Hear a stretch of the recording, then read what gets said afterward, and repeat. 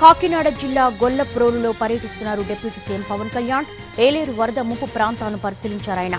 నీట మునిగిన కాలనీలు, పంట పొలాల వివరాలు అధికారులను అడిగి తెలుసుకున్నారు.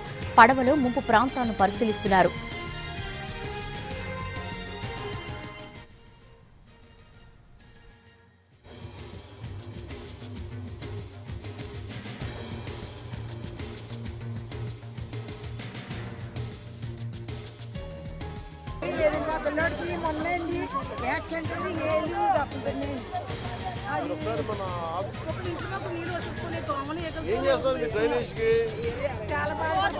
కాకినాడ జిల్లా గొల్లప్రోల్లో పర్యటిస్తున్నారు డిప్యూటీ సీఎం పవన్ కళ్యాణ్. ఏలేరు వరద ముంపు ప్రాంతాలను పరిశీలించారాయన. స్వయంగా పడవలో వెళ్లి బాధితులతో మాట్లాడుతున్నారు. వరద సహాయక చర్యలకు సంబంధించి వారిని అడిగి తెలుసుకుంటున్నారు. దీనికి సంబంధించి స్పాట్లో సాయి సుధీర్ ఉన్నారు. మరిన్ని వివరాలు తెలుసుకుందాం. సాయి సుధీర్, ఏం జరుగుతోంది అక్కడ? దేవి, కాకినాడ జిల్లా గొల్లపురంలో డిప్యూటీ సీఎం పవన్ కళ్యాణ్ చేరుకున్నారు. ఏలేరు వరద ముంపు ప్రాంతాలను స్వయంగా పరిశీలిస్తున్నారు. పడవలో శుద్ధగడ్డ వాకు సంబంధించి వరద ముంపు ప్రాంతాల్లో ఉన్న కాలనీ వాసులతో మాట్లాడుతున్నారు. గత వారం రోజులుగా ఎటువంటి పరిస్థితులు ఉన్నాయి, వరద ముంపుకు సంబంధించి ఎటువంటి ప్రయత్నాలు చేయాలని కూడా పూర్తి స్థాయిలో అధికారులతో చర్చిస్తూనే మరోవైపు వరద ముంపు బాధితులతో మాట్లాడుతున్న పరిస్థితి. ఏలేరు ముంపుకు సంబంధించి అదేవిధంగా శుద్ధగడ్డ వాగుకి డైరెక్ట్ గా వాటర్ ఫ్లోటింగ్ ఎక్కువగా రావడం, సముద్రంలో కలిసే సమయంలో ఏలేరు ముంపుకు సంబంధించి ఈ శుద్ధగడ్డ వాగు ద్వారా కాలనీలు అదేవిధంగా పంట పొలాలు పూర్తిగా నాశనం అయినాయని కూడా కాలనీ వాసులు పవన్ దృష్టికి తీసుకెళ్లారు. దానికి సంబంధించి ఇప్పటికే ఏలేరు పూర్తి స్థాయి నీటి సామర్థ్యం 24 టీఎంసీలు ఉండగా 22 టీఎంసీలు నీటి నిల్వలు ఉన్నాయి. అదేవిధంగా దిగువకు వాటర్ ఫ్లోటింగ్ అనేది కూడా దిగువకు విడుదల చేస్తున్న సిచ్యువేషన్. దీనికి సంబంధించి మరింత వాటర్ ఫ్లోటింగ్ ఎక్కువగా వచ్చే అవకాశం ఉంది. శుద్ధగడ్డ వాకు సంబంధించి అదేవిధంగా పరిసర ప్రాంతాల్లో గొల్లప్రోలు మండలం కావచ్చు, అదేవిధంగా పెద్దాపురం, పిఠాపురం, ప్రతిపాడు, జగ్గంపేట 4 నియోజకవర్గాలకు సంబంధించి ఏలేరు ముంపు ఎక్కువగా ఉంటుంది. 10 మండలాల్లో 86 గ్రామాలకు దీని ఎఫెక్ట్ ఉంటుంది.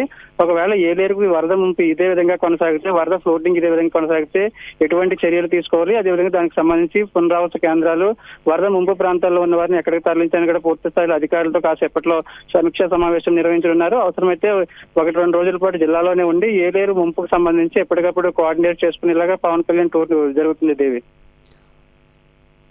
బాధితుల నుంచి ఎటువంటి కంప్లైంట్స్ వస్తున్నాయి?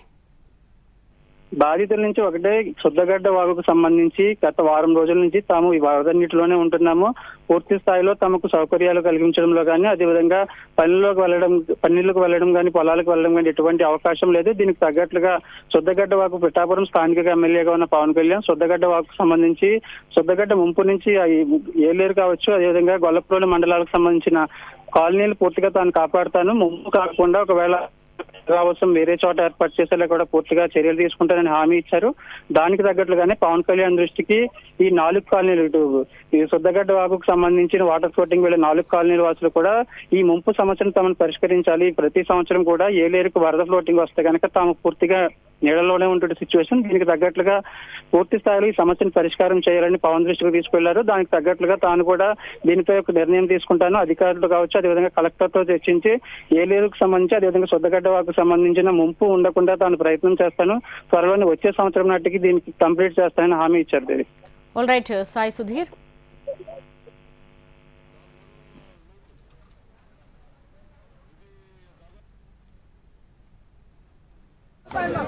రిజిస్ట్రేషన్ ప్రైస్ ఒక 13 లక్షలు ఉంటే దాదాపు అయితే ఒక 33 లక్షలు.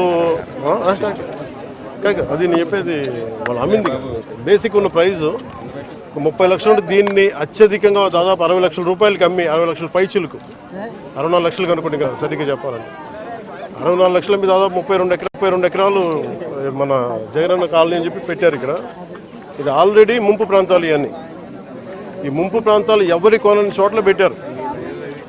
కనీసం వాళ్ళ లోపల కంప్లైంట్ ఏముంది అంటే కనీసం వాటర్ డ్రైనేజ్ పైపులు లేవు, బయటికి వెళ్ళే పరిస్థితులు లేవు ఇక్కడ. ఇది మనం మీకు చెప్పినట్టుగా ప్రాంతం పరివాహక ప్రాంతాల్లో